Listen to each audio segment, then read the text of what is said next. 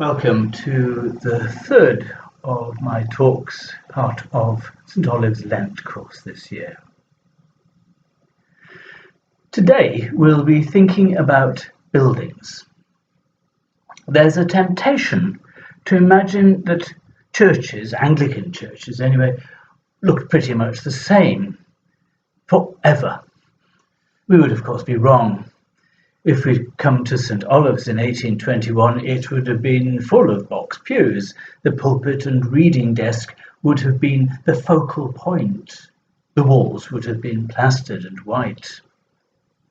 When people came to church in those days, they would have come either to matins or to evensong. And the service would have been entirely focused on listening. There was absolutely no emphasis on the building being anything other than a meeting place for the church. For the church was clearly the people of God. Today I want you to think about two York churches.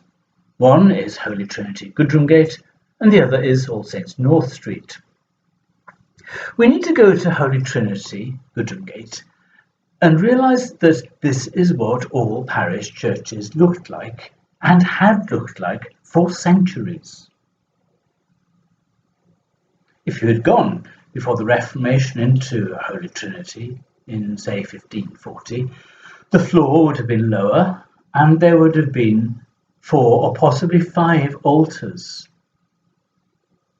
Where the box pews are, there would have been screens, rather like the screen in All Saints North Street, protruding into the nave.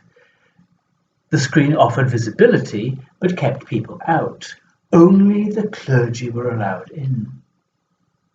And you need to imagine that 5 services are going on simultaneously. 5 masses, sung or said in Latin by 5 priests at 5 altars.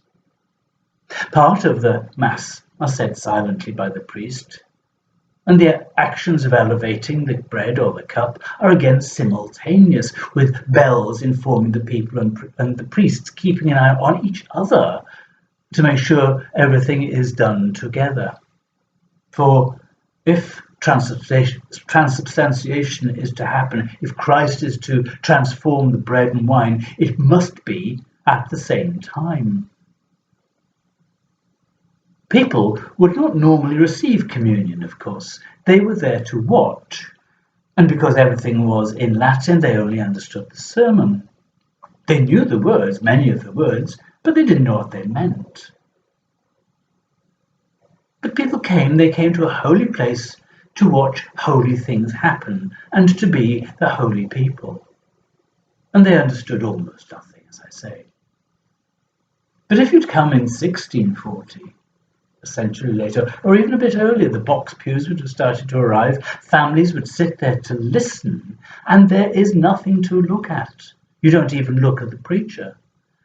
The pews were quite comfortable. They had cushions and carpets and maybe braziers in the winter. And every word would have been comprehensible in contemporary English.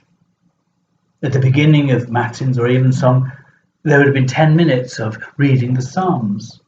There would have been a whole chapter of the Old Testament, a whole chapter of the New Testament, sometimes quite long. There would have been a considerable sermon instructing people on how to live the Christian life.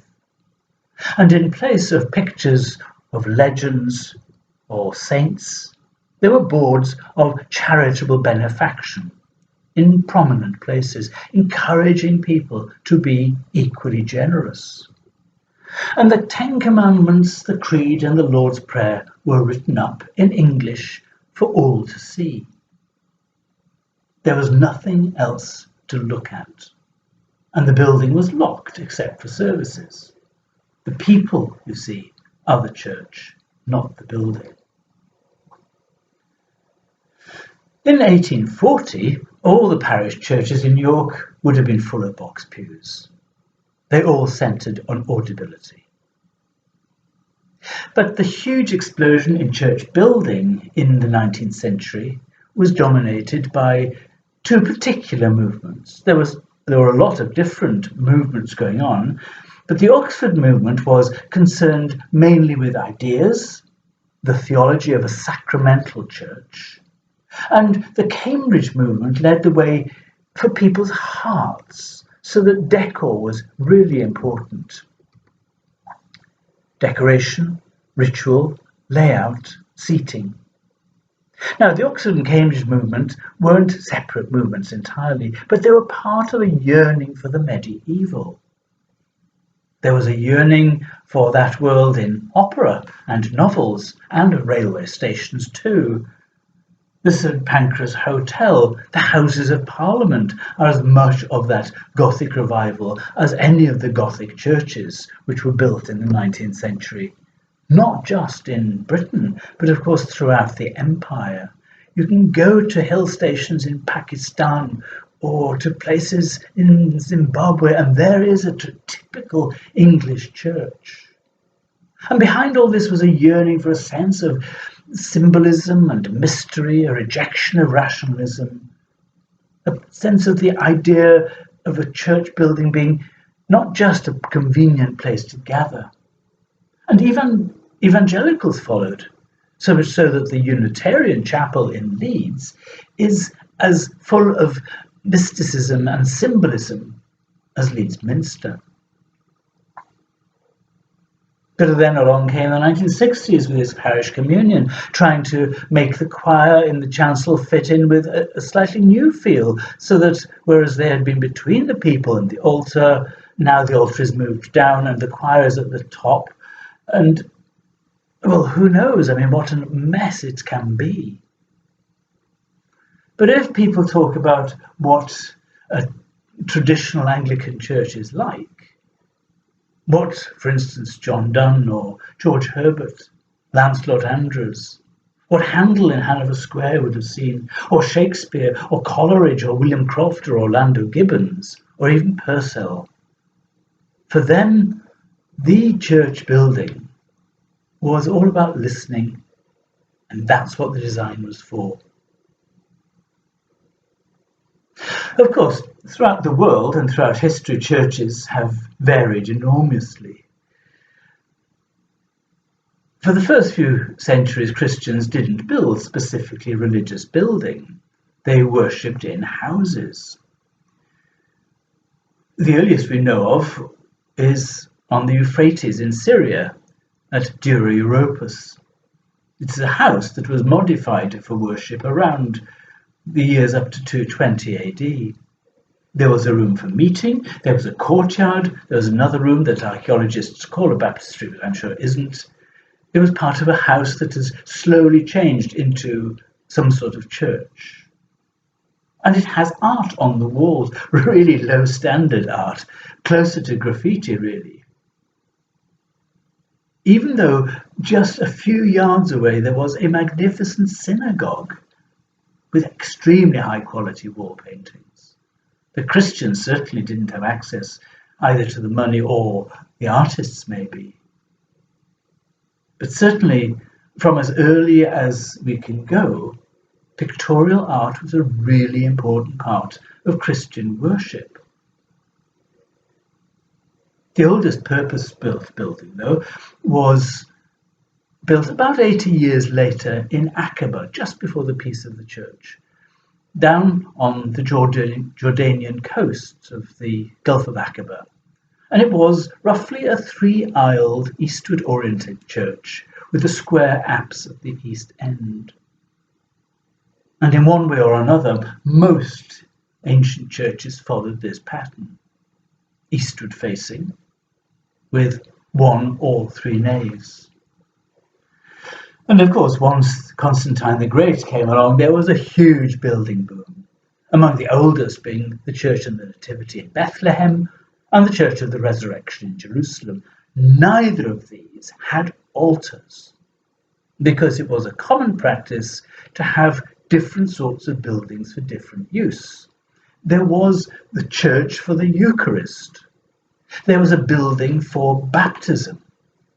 There was one marking holy sites, or the relics of the saints.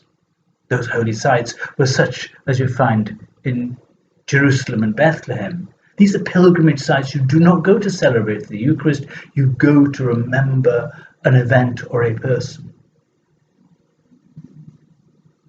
And to begin with, churches only had a nearby baptistry if there was a bishop.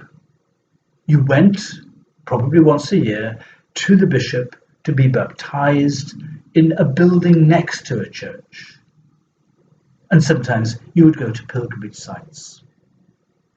And so there were different ways of thinking about buildings, multifunctional buildings. One building for one thing, one for something else, but in different places. And as history moved on, church buildings tended to settle down into long naves and places for baptism within the church, places for remembering holy events or holy people within the church. And by the Middle Ages, of course, churches became extremely complex places. Underneath there might be a martyr's place. There'd be a place of baptism, a place for the Eucharist. And today, well, how are buildings organized? If the medieval church had a screen to separate the people, the modern church has a screen to project words. And newer churches, of course, recently built churches, may be multifunctional rooms, and the redesign of older spaces can be deeply problematic.